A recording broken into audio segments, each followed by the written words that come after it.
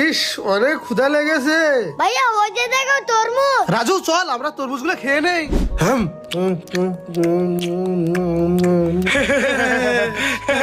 গরিব গরিব গরিব আমাদের কেমন তরমুজ খাইতেছে।